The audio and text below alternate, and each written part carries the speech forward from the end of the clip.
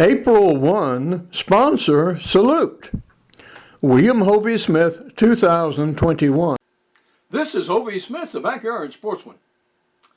And in this year of coronavirus, our usual April 1 Sponsor Salute has been delayed by a few days, but we're catching up to it right now. For the past 10 days, I have been turkey hunting. And one of the practices I use in turkey hunting is a variety of box calls. Now, turkeys, like people, sound differently. Box calls sound differently. And just to give you a quick run-through of a few box calls I happen to own,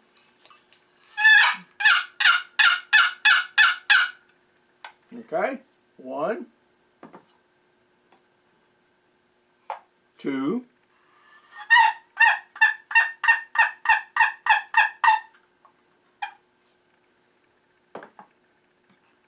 3,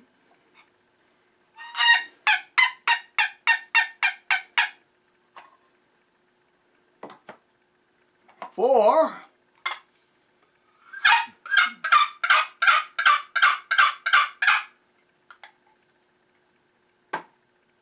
5,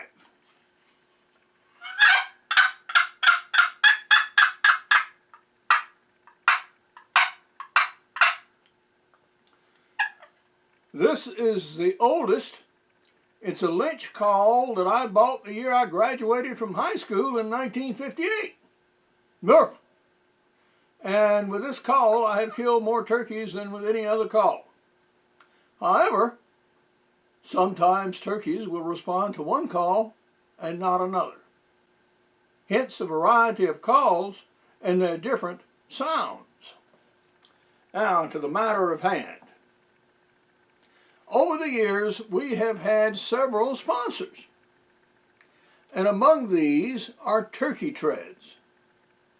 Now, you know very well from anything you've read about turkeys that they have really excellent eyesight. And turkeys, being ground-feeding birds, pay attention as they walk along to what they see on the ground, because that's where their food is. Now, turkeys know what deer tracks look like, and turkeys know what hog tracks looks like, and they certainly know what turkey tracks look like. Well, it should come no surprise that they also know what people tracks look like.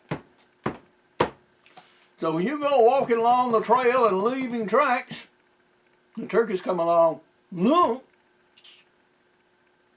People hear fluff, fluff, fluff, fluff, fluff, fluff, and they go elsewhere. Hence, turkey treads puts turkey feet on the bottom of your shoes. So when you walk along now, you leave turkey tracks. Yeah, just like a real turkey. So when they come along and they see the turkey tracks, okay, no sweat. Just one of my brothers or sisters or cousins or aunts and uncles or whatever has been walking along here. And they walk along and then you, bang, get him. All right. Well, we now have in development a new device. And this is a directional gobbleometer. Now, everyone also has heard and seen, although perhaps not done, the practice of going out at daylight and listening for tom turkeys gobbling up in the tree before they fly down. Well, the gobbleometer does two things. One, you set the device up in the field, and when the turkey gobbles, it measures the intensity. Loop, loop, loop, loop, loop, loop. So you have an idea of its range, and it also points the direction, so you don't have to be there. Just go in at some leisurely hour at, say, 9:30 or 10 o'clock, after the turkeys have worked their hens a little bit, and perhaps are responsive to your calls. When the turkey came down from the roost, he was right over there. Yeah, So you go over and you set up and you go, whack, whack, whack, whack, whack, whack. He comes in, fluff, fluff, fluff, fluff, bang, dead turkey.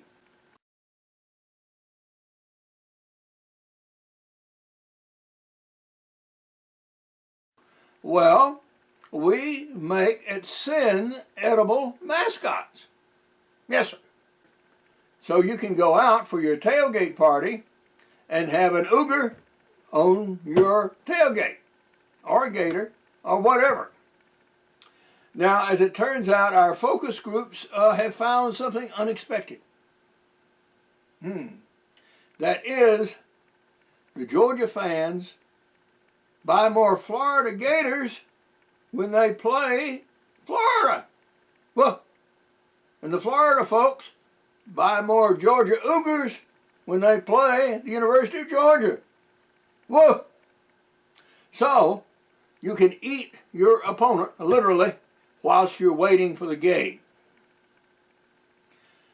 The Industrial Gas Division of Sin is pleased to announce that their flagship product, Puke Vodka, is now available not only in ocean vessels, in 55-gallon drums, and in railroad tank cars, but also in 5-gallon pails for home delivery. Now you can have either the low solids or the high solids version with all of the smells and flavors associated with the name. There's no reason to spend and waste all this time drinking if you're going to wind up worshiping at the porcelain throne. With Puke Vodka, you do that at the outset and get all these preliminaries done with. So it's a much more efficient way to enjoy your alcohol. Now, Sin has had a slight reversal, and it's completely untrue that anyone was killed in a recent factory fire. What happened was, a delegation from the People's Republic of China came over to view our new fire-breathing dragon to be launched for Chinese New Year. Now, a great table was laid out for the delegation, and centered in the place, of course, was our nice little dragon. And each engineer wanted to have it displayed at its best effect. So every time an engineer would walk by, he'd tweak the valve a little bit, and everyone sat at the table, and they were enjoying their meal, and the climactic moment arrived, and the drape over the dragon was removed, and it was fired. Well, unfortunately, a sheet of flame went down the table, woof, singed the eyebrows and burnt the hair of the visiting delegation, and set the building on fire. Well, everyone was evacuated safely.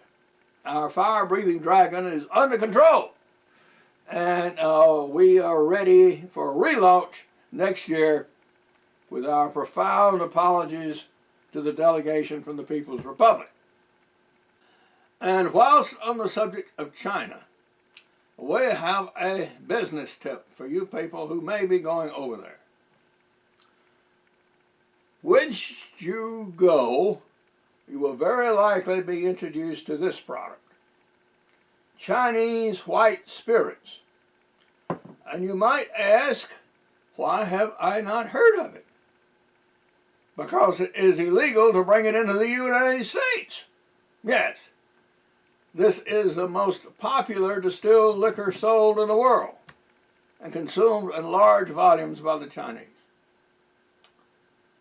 It is by all reputation terrible, wretched, miserable, foul stuff.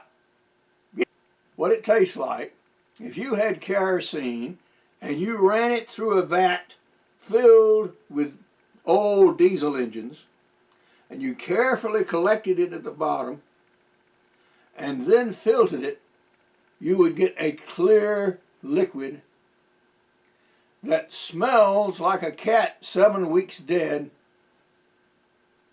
And if you can imagine such a thing, taste worse. Well, when you go to visit your counterparts at the factories producing your products in China, you will be set across the table from their delegation. And your first vice president of sales will toast their first vice president of sales. And if you're in southern China, in polite society, you'll be served something that looks like it belongs in a child's tea set. I mean, you'll get about a thimbleful of this stuff in a tiny little glass about like that. Then, your first vice president of production will salute similarly their second vice president of production, and so on as you go down the line, with each one toasting the other. Good. Well, the Chinese have been at this for a long time, and their strategy is they bring in replacements. Woo. All of a sudden somebody else is sitting opposite you, not the person you saw before.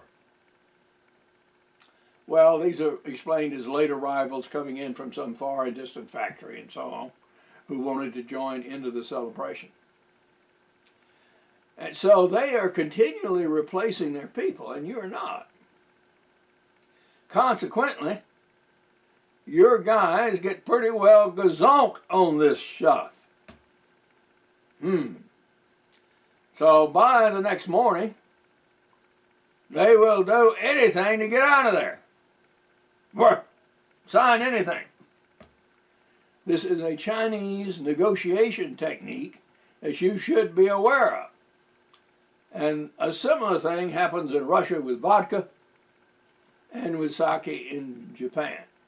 So should you go to any of these countries, it's understood that you have taken a vow of abstinence on your mother's grave, or some such thing. No, you don't drink. At least ways not this stuff. If you drink, bring your own. Now, we have here wild turkey. When properly administered in the proper amounts, it is a turkey attractant. Well, how do I know? Well, it has a turkey on it, of course. What else? So, the way you administer your turkey attractant to yourself is you'll use it as a seasoning in a pot of beans. And let me give you the recipe. You have 2 pounds of pinto beans. You put these in a big pot, fill it with water, and you put it on the stove and you boil it. This is a 6-hour process. Then you add 2 teaspoons of salt, 1/2 bell pepper cut up, 1/2 teaspoon of pepper flakes, 4 Roma tomatoes finely chopped, 1 medium onion finely chopped, 3 cloves of garlic finely chopped, 2 tablespoons of honey, and you brown and add 1 pound of deer sausage, and you put it in a large pot. And you proceed to boil it and work it and let it cook for about 6 hours or so, till the beans are nice and tender. And then, as it's being reduced in the final stages, you add approximately 1 ounce of wild turkey, and also 2 to 3 tablespoons of honey to taste. So it has a little sweet taste to it. And I also add about 2 tablespoons of vinegar. And all this is stirred around in the pot and well mixed, and it's allowed to finally reduce down. Now you get to a point in this process where the beans are well done and you still have excess liquid at the top. Then you just take off that excess liquid and eat it as a thin soup. And then that leaves your beans well cooked and thick. and no longer watery. So that you take and consume, and I'll show you some in a little bit.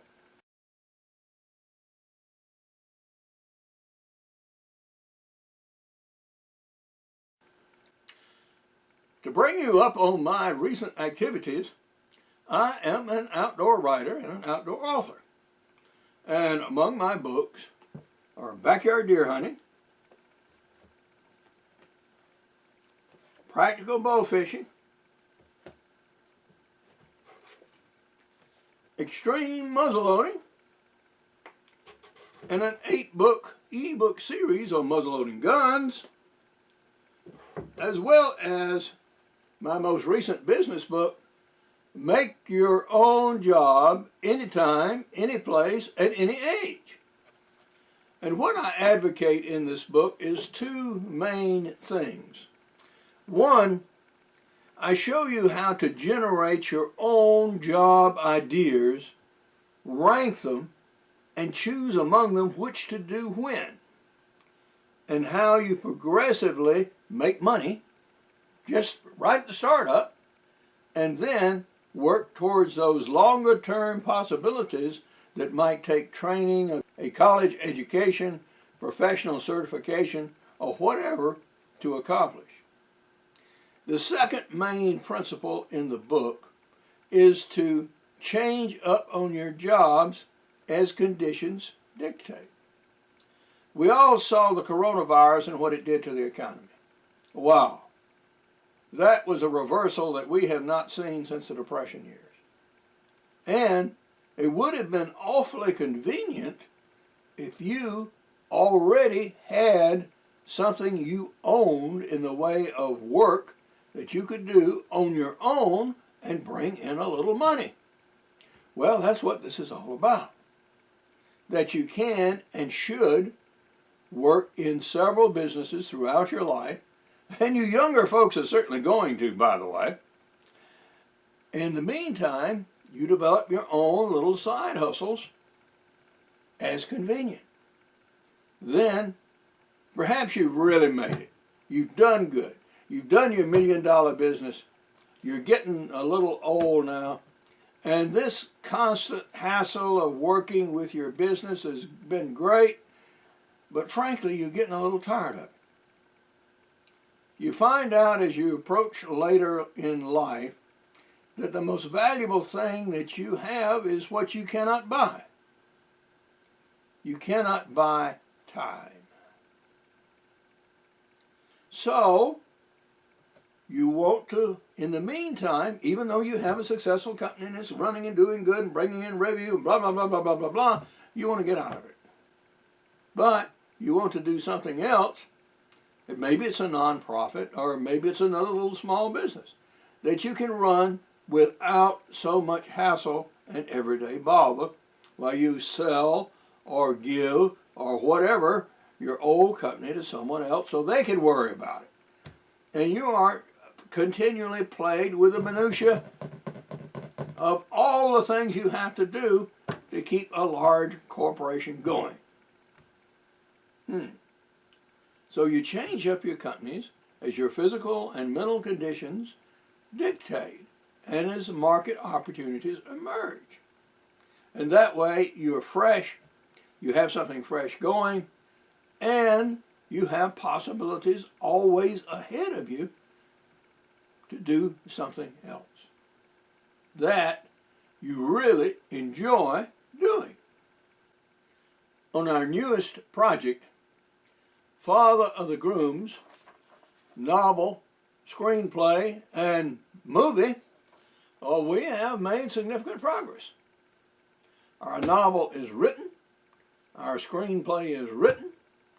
We now have a New York agent who is promoting this, and perhaps in a few years, we'll actually have a movie in production. So, also, much sooner than that, we'll have this book out as an audiobook.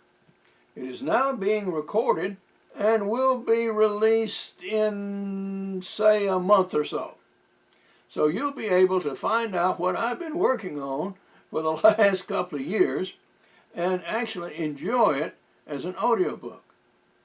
Now the reader, Fleet Cooper, is an outstanding character voice actor. So the various parts are all read by him, but nonetheless, male and female, young and old, and so on and so on and so on, you'll easily be able to differentiate them in the voice recording. But now, this is Hovey Smith, reminding you to hunt what you eat and eat what you hunt. Be legal, be ethical, be safe. Goodbye, God bless, and see you next time. The voice recording of my novel will be released under the title of Until Death Do You Part. An American family meets their Sicilian cousins. It will be available at listenupaudiobooks.com and other sources in about 30 days. For more information about my other books and products, go to www.hoveysmith.com. Details on Father of the Grooms book, screenplay, and movie project may be found at fatherofthegrooms.net. Good hunting and good eating from the outdoors. Goodbye and God bless.